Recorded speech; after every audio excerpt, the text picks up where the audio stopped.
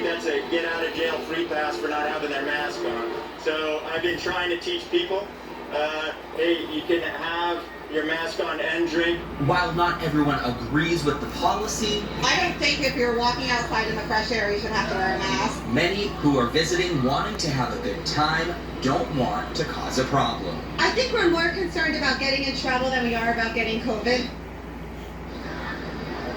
And another change tomorrow as the mask enforcement will continue. The mayor has also ordered that as of 5 p.m., open containers will be prohibited. Tom? Ryan Breslin live downtown. Ryan, thanks. One of Nashville's top doctors fighting the pandemic has a strong message tonight for the state. It's time for Bill Lee to take action and mandate masks.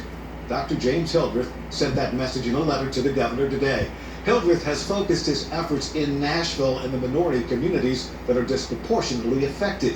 With active cases rising in rural areas as well as major cities, Hildreth says it's time for the governor's so-called targeted approach to end. Right now, about 2/3 of Tennessee's population is under a mask mandate. Tonight, transportainment companies are fighting back against the city with a lawsuit. Right now, there's a ban on those big vehicles like party buses in Nashville. News 4's Cameron Taylor with the latest on what that lawsuit claims and a response from the city. Party buses and barges are staples for people visiting Nashville. You usually see them all over Lower Broadway, but not right now. Transportainment companies are challenging Mayor John Cooper's order in this lawsuit. The order bans them in hopes of slowing the spread of COVID-19. The businesses call it discrimination and want an order from the court, saying the Metro Public Health Department doesn't have the authority to interfere with their business, and amendments in the public health order are unconstitutional. The businesses also hope a judge will grant them a temporary restraining order against the city. The reason? They say Metro already issued citations and threatened companies and their customers with arrest. Almost a week ago, police stopped and cited 2 drivers of transportainment vehicles. In response to the lawsuit, Mayor Cooper's office sent this statement to News 4 saying, quote, "As a matter of policy, we do not comment on pending litigation." Cameron Taylor, News 4 Nashville. Thank you, Cameron. A highly contentious practice in the pandemic is coming back. Personal data will once again be shared with first responders. The health order is designed to let officers and emergency crews know when they're responding to a call involving a patient that might be positive. Critics say sharing people's personal info will deter them from being tested and possibly help spread the virus. No dramatically high days of COVID cases this week. However, it is still far from an ideal spot as we approach 6 months in the pandemic. The state confirming another 2,400 cases today, bringing Tennessee's total to more than 118,000. Of those cases, more than 1,200 people have died so far.